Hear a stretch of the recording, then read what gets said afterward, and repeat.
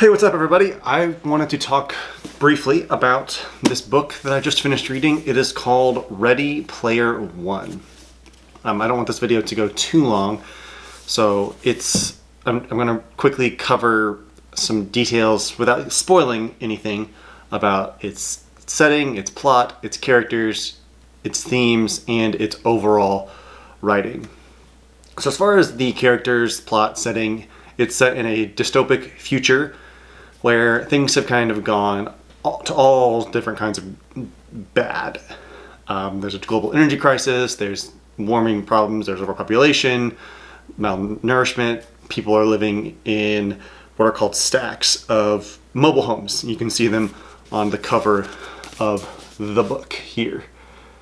Our main characters are a 17, 18-year-old named Wade, and then a couple of people he meets online named H, Artemis, Shoto, Daito, and Sorrento. There are a couple other characters sprinkled throughout, but those are the main six that you really need to know. The basic premise is this guy named James Halliday. He creates this virtual reality, massively multiplayer online role-playing game, a VR MMORPG called the Oasis, and people have been playing it for 4 or 5 years, or for maybe a couple decades. I don't know. I don't remember the details. But then when he dies, he reveals that he hid an Easter egg in the game, and the first person to find the Easter egg, will receive his entire fortune, which is tens or hundreds of billions of dollars, plus complete control over the Oasis. So people go nuts and are scrambling all throughout this massive world, this massive virtual world, trying to find this egg. And so it creates a very interesting plot. It's a kind of plot shape that I kind of enjoy. I love novels that try to solve puzzles, and so it does a pretty good job of that.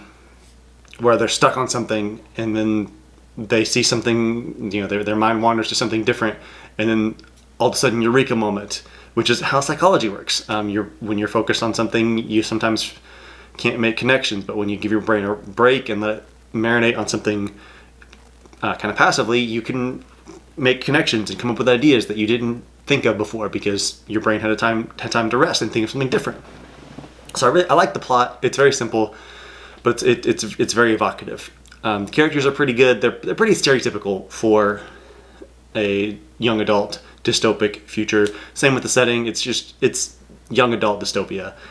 It's pretty typical.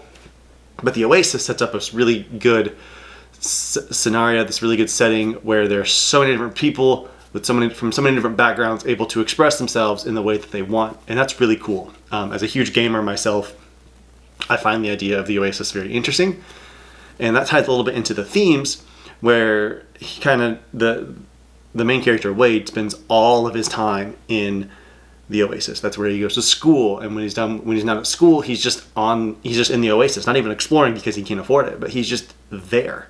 He's watching Netflix equivalent. He's watching 80s TV shows and movies. He's reading comics. He's playing video games. But all of his time is spent in the Oasis. And so it plays with this theme of what's really real.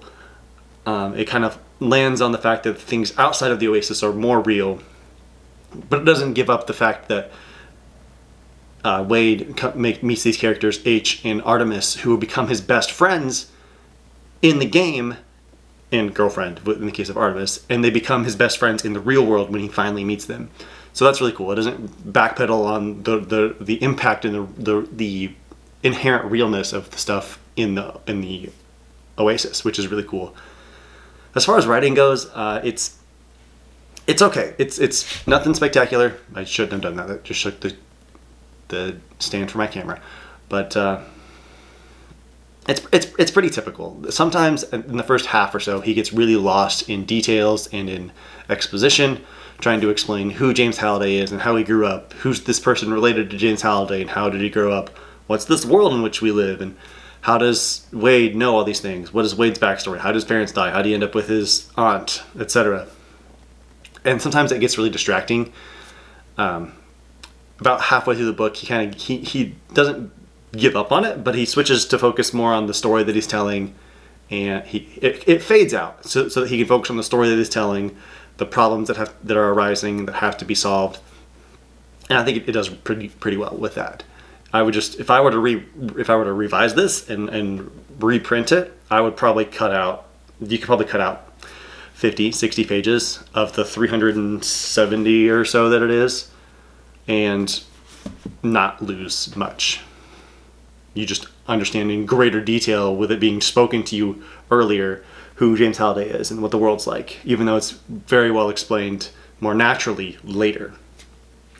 All in all, I would say, on a scale of 1 to 10, 1 being I would never wish this upon my worst enemies, 10 being favorite book of all time, I would give it a solid 6. It's a good book. I'm a huge fan of gaming. I'm a huge gamer, huge fan of the 80s. That's becoming a huge cultural phenomenon in this day and age, with Stranger Things, with the kind of the new age, the new wave of horror films, and the way pop culture is leaning. There's a lot of 80s in the atmosphere today, and I think this book does kind of captures that and to a perfect T. So it's a pretty good book if you love video games or young adult fiction. I recommend checking it out. Again, it is Ready Player One by Ernest Cline, copyright 2011.